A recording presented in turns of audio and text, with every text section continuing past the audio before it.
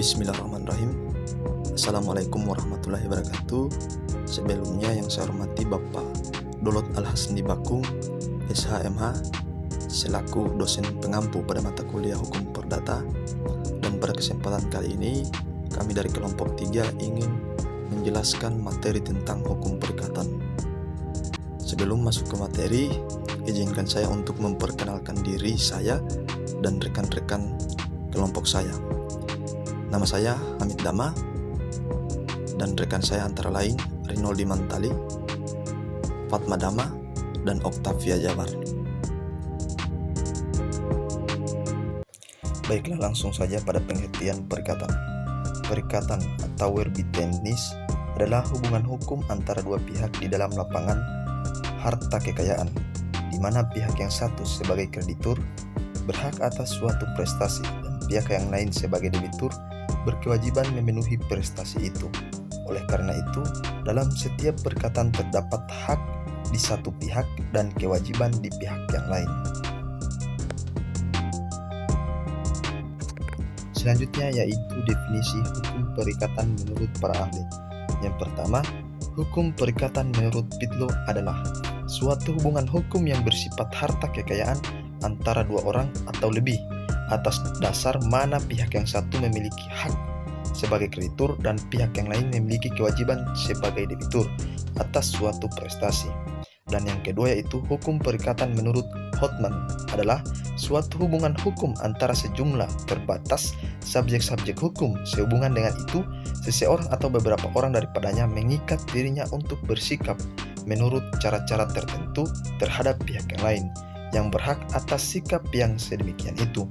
Dan yang ketiga yaitu hukum perikatan menurut Subekti adalah suatu hubungan hukum antara dua pihak, yang mana pihak yang satu berhak menuntut sesuatu dari pihak yang lainnya yang berkewajiban memenuhi tuntutan itu.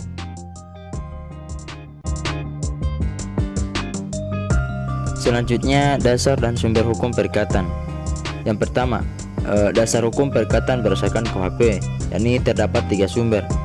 A. Perikatan yang timbul dari persetujuan atau perjanjian. B. Perikatan yang timbul dari undang-undang. Dan C. Perikatan terjadi bukan perjanjian tetapi karena perbuatan melanggar hukum dan perwakilan sukarela.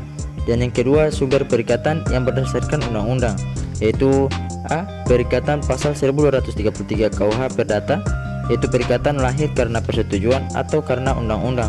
Perikatan ditunjukkan untuk memberikan sesuatu, untuk berbuat sesuatu, atau untuk tidak berbuat sesuatu.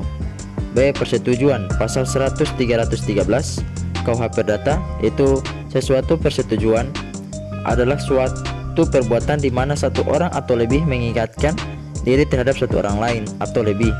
Dan C. Undang-undang pasal 1352 KUH Perdata, yaitu perikanan yang lahir karena undang-undang, timbul dari undang-undang atau dari undang-undang sebagai perbuatan orang. Selanjutnya, unsur-unsur dalam hukum perikatan, yakni terdapat 2 bagian. Yang pertama, unsur hubungan hukum dalam hukum perikatan, dan kedua, unsur kekayaan dalam hukum perikatan.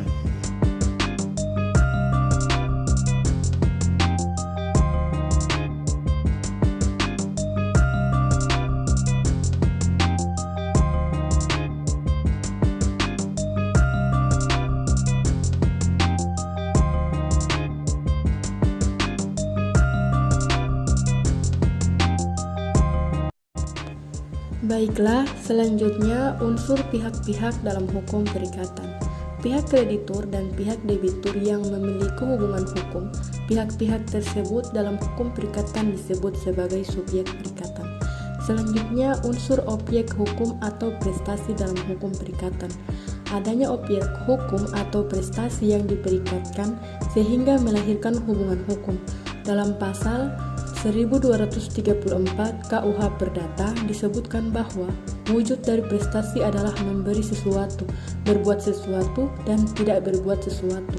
Selanjutnya, unsur Schuld dan unsur Haftung dalam hukum perikatan.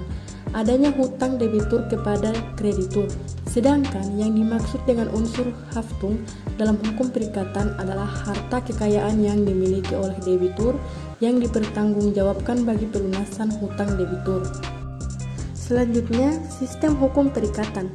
Sistem hukum perikatan bersifat terbuka.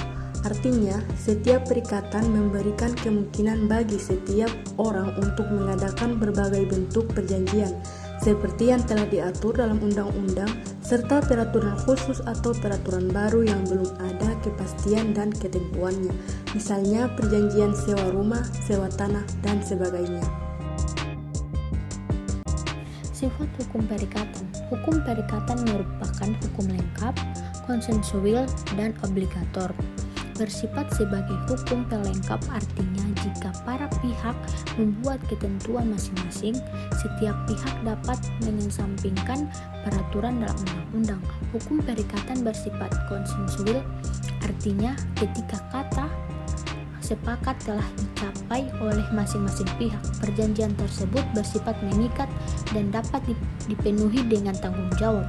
Sementara itu obligator berarti setiap perjanjian yang telah disepakati bersifat wajib dipenuhi dan hak milik akan berpindah setelah dilakukan kepada tiap-tiap pihak yang telah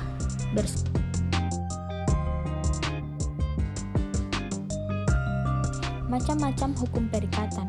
Yang pertama, perikatan bersyarat, yaitu perikatan yang pemenuhan prestasinya syarat tertentu.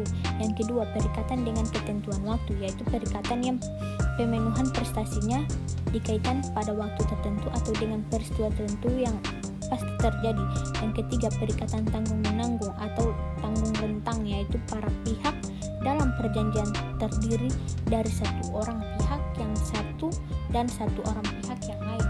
Akan tetapi sering terjadi salah satu pihak atau kedua belah pihak terdiri dari satu orang.